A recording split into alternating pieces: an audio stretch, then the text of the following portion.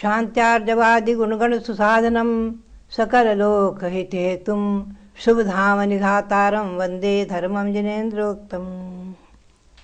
भव्यात्मा उत्तम मार्दो धर्म। आज दशलक्षण पर्व का दूसरा दिन। मार्दो धर्म। भव्यात्मा सबसे पहले मैं आपको ले चलूंगी श्री गौतम गणधर वाणी पर। द्वितीय अध्याय में मैंने कृतिकर्म को लिया है, तो गौतम स्वामी ने कृतिकर्म की विधि जो बताई है, मूलाचार में उसका स्पष्टीकरण विशेष रूप में है। उसमें टीका में कहा है, मूलाचार की गाथा 602 की टीका में कहा है, सामायिक स्तव पूर्वक काय सर्गः चतुर्विंशति स्तव पर्यंतः कृतिकर्म इति उच्यते।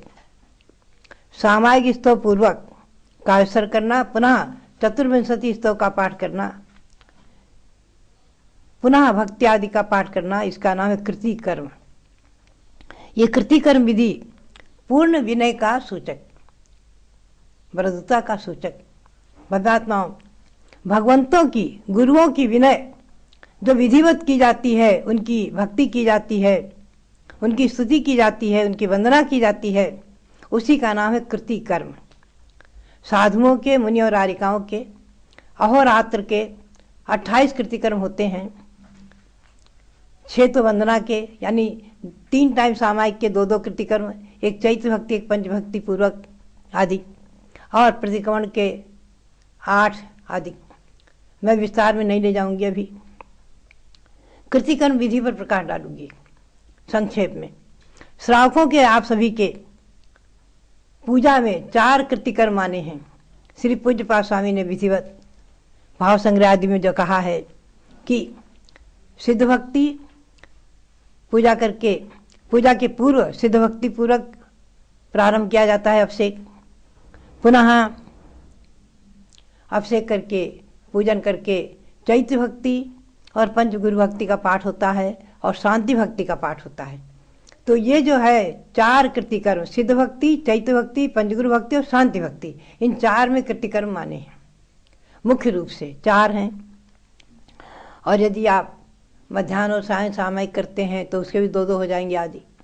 तो कृतिकर्म का अर्थ है, आप दर्शन भी करें तो कृतिकर्म विधि पूर्वक अगर आप करेंगे तो आपको बहुत आनंद आएगा और असंख्यात गुण श्रेणी रूप से कर्मों की निद्रा होगी। जैसे देव वंदना करने गए आप, तो नमोस्तु भगवान देव वंदना क्रिया सिद्ध भक्ति काव्य सरगम करोमि हम, या चैत्र भक्ति काव्य सरगम करोमि हम कहा, तो क्या है कि नमस्कार किया, प्रतिज्ञा करते ही नमस्कार करना, पंचांग नमस्कार करना, एक प्रणाम हुआ, फिर 3 आवर्त दाहिने तरफ घुमाते हुए बाएं से दाएं प्रदक्षिणाकार से 3 आवर्त किया, और एक सिरोन्नति। मुकुलित हाथ पर, साधु तो पिछका लेकर करेंगे, आप सादा हाथ इसे मुकुलित हाथ पर मस्तक को रखना, ये सिरोन्नति। तो 3 आवर्त एक सिरोन्नति। ये हुआ प्रारंभ में। फिर नमोकार मंत्र पढ़ करके चत्तारी मंगल पढ़ना, नमो गर्यंताणम, नमो सिद्धाणम, नमो आर्याणम, नमो उवज्झाणम, नमो लोय सब सावनम। फिर चत्तारी मंगल पाठ करना, उसमें 28 द्वित समुद्देशु आता है, गौतम गणधर वाणी में छपा है, आप उसे देख सकते हैं। इसको पढ़ करके जाव अर्हंतालम भयवंतालम पज्वासम करेमी ताव कालम पाव कमम दुचर्य बोस्थरामी, यहाँ तक पढ़ करके फिर जो है 3 आवर्त और एक सिरोन्नति किया।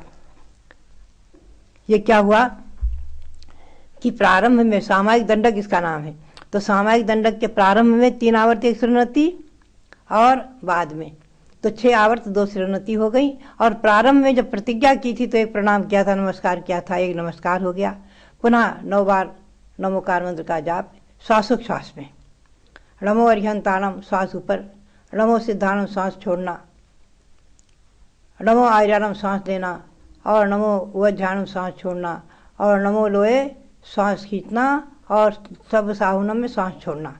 3 श्वासोच्छ्वास में 1 बार नमोकार मंत्र। ऐसे 27 श्वासोच्छ्वास में 27 श्वासोच्छ्वास में एक कायसर्ग होता है, 9 बार नमोकार मंत्र होता है। पुनः पंचांग नमस्कार करना, तो 2 प्रणाम हो गए, 2 नमस्कार हो गए। पुनः 3 आवर्त और एक सिरोन्नति किया, और फिर थोसामी हम जनवरे तिथरे केवली अनंत जिन्हें, ये प्राकृत पाठ है, इसका हिंदी पद्यानुवाद भी है।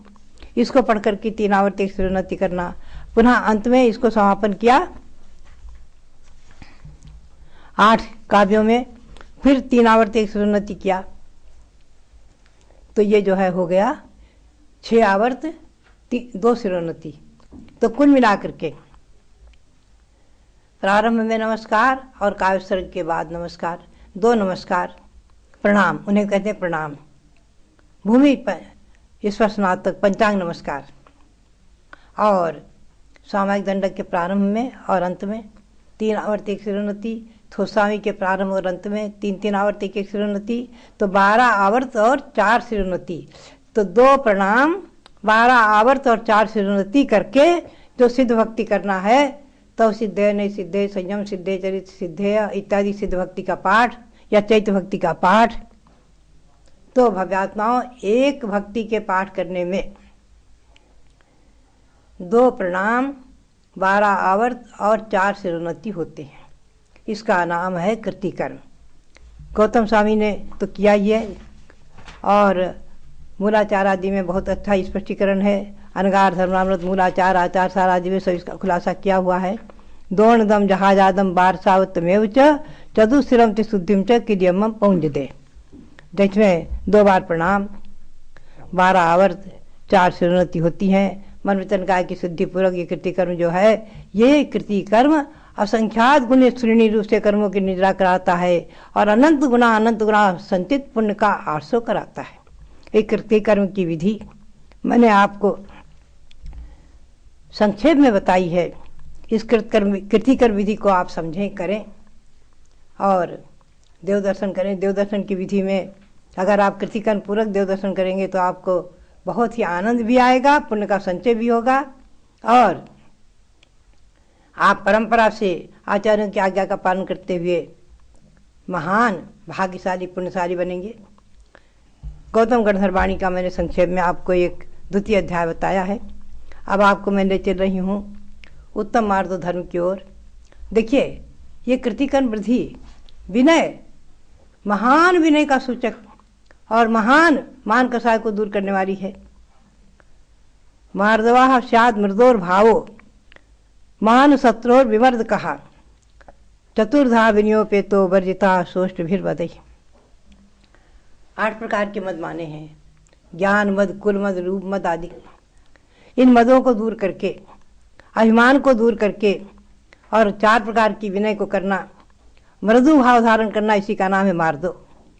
ये मान शत्रु का विवर्धक मार्दो धर्म, ये जो है मृदुता, आचार्य ने कहा है मृदुता ही जो है विनय महाधारे जो प्राणी शिव वनिता की सखी बखानी। आप लोग पूजा में पढ़ते हैं, विनय, विनय मोक्ष का द्वार है।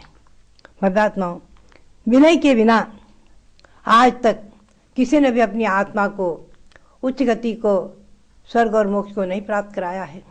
मान जो है दुर्गति में ले जाने वाला है, अधोगति को प्राप्त कराने वाला है। बहुत से उदाहरण प्रसिद्ध हैं। एक इंद्र विद्याधर था। श्री रामचंद्र के ज़माने में 9 लाख वर्ष पूर्व की मैं आपको कथा सुना रही हूँ।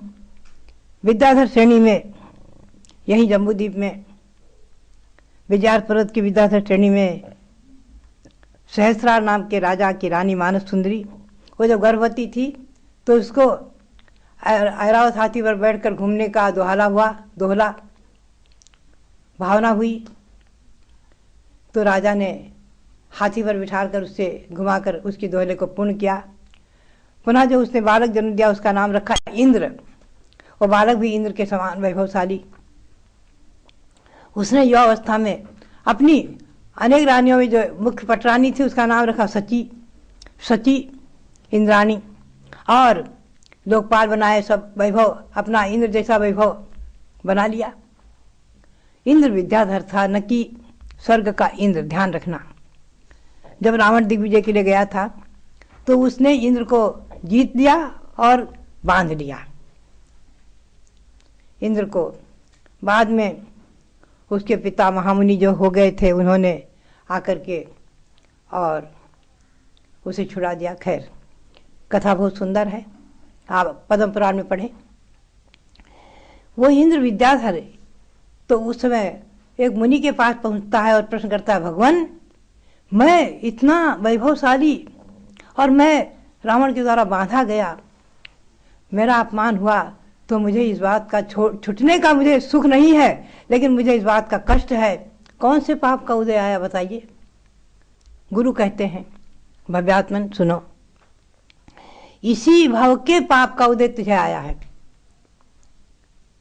अहल्या नाम की एक राजपुत्री, उसके स्वयंवर में तो गया था। स्वयंवर में उस कन्या ने आनंदमाल नाम के विद्याधर के गले में वरमाला डाली और उसका वरण किया। तुम लोग सब वापस चले आए। स्वयंवर की परंपरा यही थी कि हजारों राजा बैठे रहते थे, राजकुमार बैठे रहते थे, कन्या जिसके गले में वरमाला डाल देती थी बस उसी के साथ उसका विवाह होता था। तो उस समय बात समाप्त हुई। कालांतर में आनंदमाल ने जनेश्वरी दीक्षा ले ली, मुनि बनकर तपस्या कर रहे थे।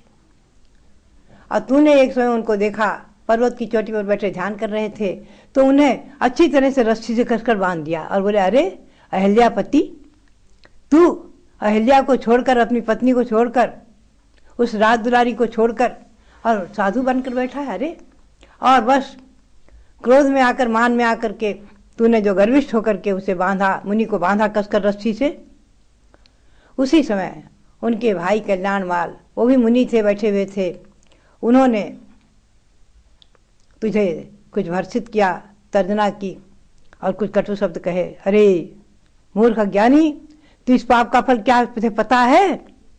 उसी समय तुम्हारी सर्वश्री नाम की रानी ने जाकर के मुनि से क्षमा याचना की। मुनि क्षमा के भंडार थे, क्षमा कर दिया।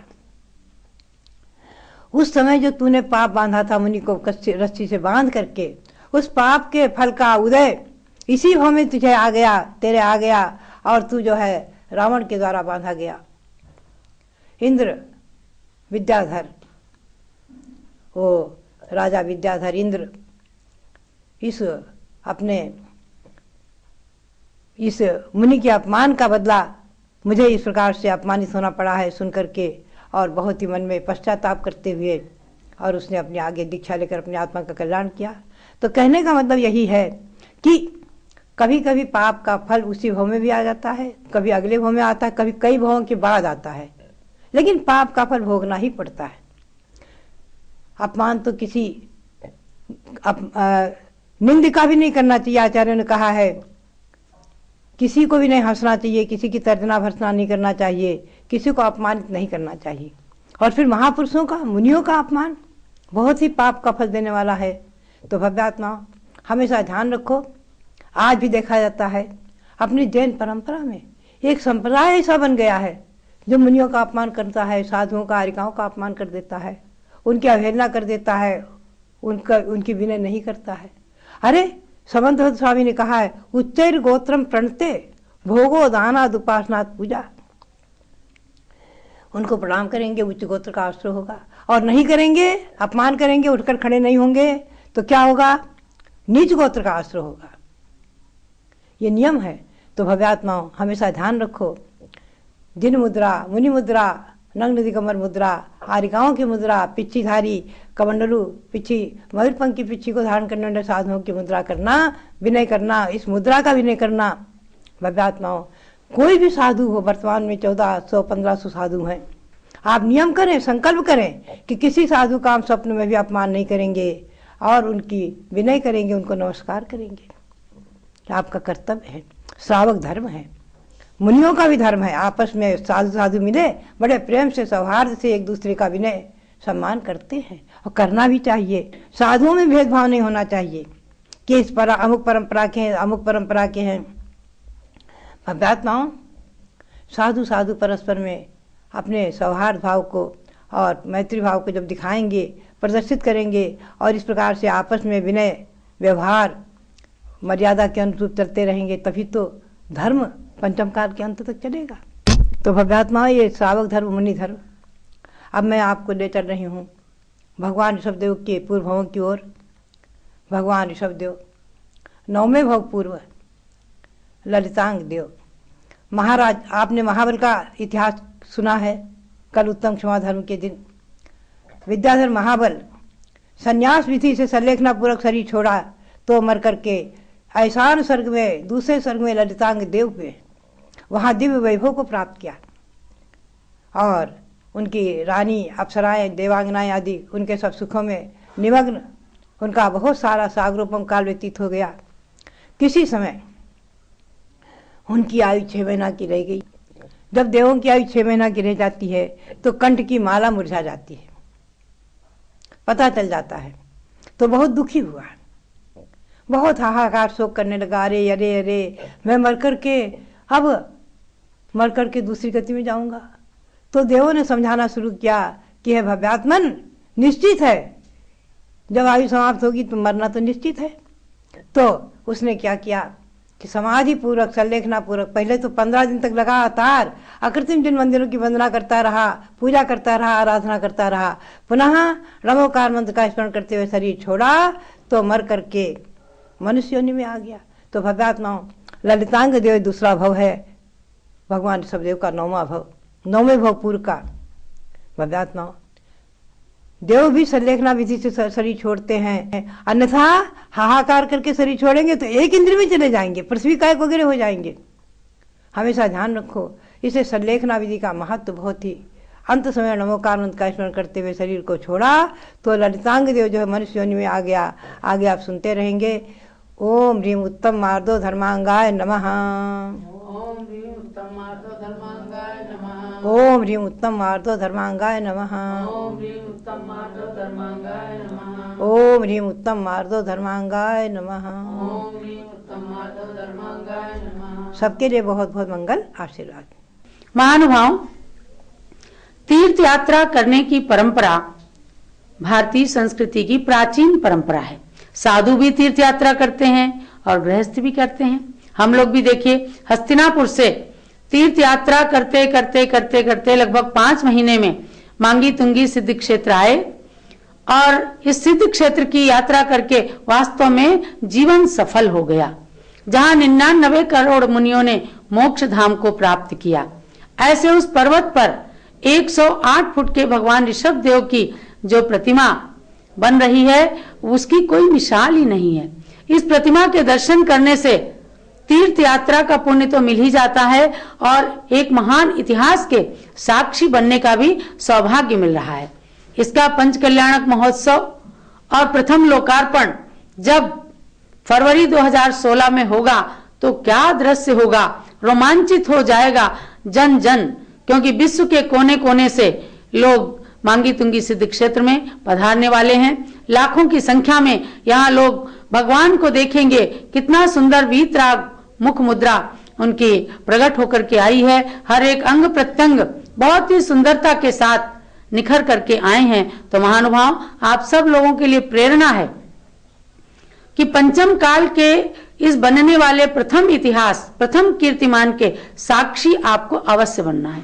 आपके यहाँ 2 साल का 4 साल का भी बच्चा भी है, उसको भी आपको लाना अवश्य है कि हर बच्चे को इसका दर्शन कराइए। यदि हाथ जोड़ करके केवल जय जय करके ताली बजा करके भी उस आनंद में सम्मिलित होते हैं, उनको भी महान पुण्य का बंध हो जाएगा। और आप तो महामस्तकाभिषेक करके और एक कलश भी ढोल लेंगे ना तो समझो आपकी आत्मा का ही अभिषेक हो गया। यह कलश साधारण कलश नहीं है जैसे सब जगह मस्तकाभिषेक हो जाते हैं। यह प्रथम इतिहास बन रहा है। इसलिए भगवान ऋषभ देव के भारी बहुत बड़े मस्तक के ऊपर 12 फुट का जितना आपका एक रूम है, इतना बड़ा तो केवल भगवान का मस्तक है। उसके ऊपर जब बड़े बड़े घड़ों से आप मस्तकाभिषेक कर लेंगे तो भगवान का मस्तकाभिषेक तो हो ही जाएगा, आपकी आत्मा का भी अभिषेक हो जाएगा, आत्मा भी पवित्र हो जाएगी।